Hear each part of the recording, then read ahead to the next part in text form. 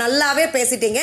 இதுக்கு மேல அவமானப்படுத்துற மாதிரி எதுவும் பண்ணாதீங்க.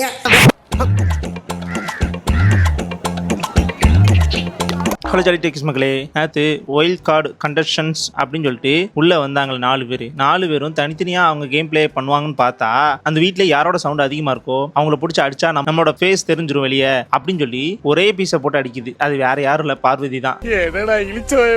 அதுக்கப்புறம் உங்களுக்கு வந்த ரத்தம் எனக்கு வந்த தக்காளி சட்னியா அப்படின்னு சொல்லி இந்த ஒயில்ட் கார்டு கண்டஸ்டன்ஸ் உங்களை ரிவ்யூ பண்ணாங்களே, அந்த ரிவ்யூக்கு ஏத்தாப்புல அவங்க நடந்துக்கிட்டாங்களா அப்படின்னு நீங்க, அதாவது பழைய பிக் பாஸ் கண்டஸ்டன்ஸ் புதிய ஒயில்ட் கார்டு கண்டஸ்டன்ஸை பத்தி பேசணும் அப்படின்னு சொன்னாங்க. மாமனே, எங்க 2 பேருக்குள்ள பத்த வச்சிட்டு நாங்க அடிச்சிட்டு சாவணும், நீ கையை தூக்கிட்டு ஓடி கத்துவ, நான் பார்த்து சும்மா இருக்கணும்டா. உடனே தர்பூசணி இந்த சாண்ட்ரா அப்புறம் பிரஜின் அவங்க 2 பேருமே என்ன நெகட்டிவா பேசுறாங்க அப்படின்னு சொல்லி அவன் ஆரம்பிச்சு வச்சான். என்ன சொன்னானா தர்பூசணி நீங்க தைரியமே கிடையாது, எல்லாரும் தர்பூசணி பாருன்னு சொன்னதுனால நீங்க எல்லாருமே சேர்ந்து பாருவையும் தர்பூசணி என்ன மட்டுமே சொல்றீங்க அப்படின்னு சொல்லி தர்பூசணி சொல்லிட்டு இருந்தான்.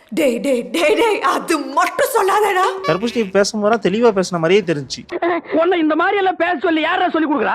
என் மூளைனே. சோ ஏன் அப்படி சொல்றானா, மத்தவங்க எஃப்ஜே, கெமி, அரோரா, சுபிக்ஷா அப்படின்னு நிறைய பேர் இருந்தாங்க. ஆனா அவங்க எல்லாம் பேர சொல்லாம இந்த புதுசா வந்த ஒயில்ட் கார்டு கண்டஸ்டன்ஸ் இவங்க அடிச்சாதான் ஃபேமஸ் ஆக முடியும், அது மட்டும் இல்லாம எல்லாரும் அடிக்கிறாங்க, சோ தைரியமா இவங்க அடிச்சிட்டனா நம்ம இங்க சேஃப் ஆயிடலாம் அப்படின்னு சொல்லி என்ன பிடிச்சி அடிக்கிறீங்க அப்படின்னு சொல்லி அவங்க கம்ப்ளைண்ட் ரைஸ் பண்ணிட்டு இருந்தான். சார், உங்க ஜட்ஜ்மென்ட் ரொம்ப தப்பு சார். அதுக்கப்புறம் பாரு அவரோட வன்மத்தை கக்கரன் பேர்ல சாண்ட்ரா, திவ்யா கணேஷ், பிரஜின் இவங்க 3 பேர்த்தையும் வச்சு செய்யற மாதிரி எல்லா விஷயத்தையும் ஓப்பனா பண்ணிட்டா. அதாவது நீங்க பண்ணக்கூடாதுன்னு சொன்னீங்க, ஆனா நீங்களே அதை பண்றீங்க, நீங்க என்ன பண்றீங்க வீட்டுக்குள்ள அப்படின்னு சொல்லி வச்சு கிளின்னு கிளிக்க ஆரம்பிச்சிட்டா. உனக்கு எனக்கு என்னடா சம்பந்தம்? யாரா நீ? யாரு? என்னதான் பிரஜினை பத்தி பேசினாலும் அவன் ஓ நைஸ் தேங்க்யூ அப்படின்னு தலையாடிட்டு மட்டும் தான் இருக்கான், தவிர எந்த பதிலுமே கொடுக்க மாட்டான். ஏதாவது ஃபீல் பண்றியா?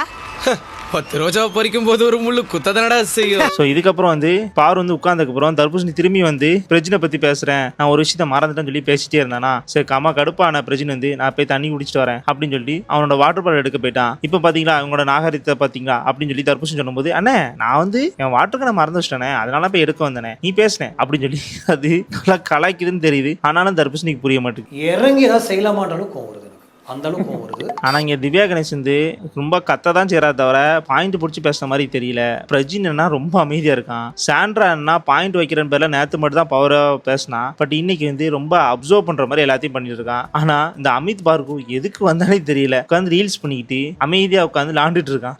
தம்பி போதும்பா.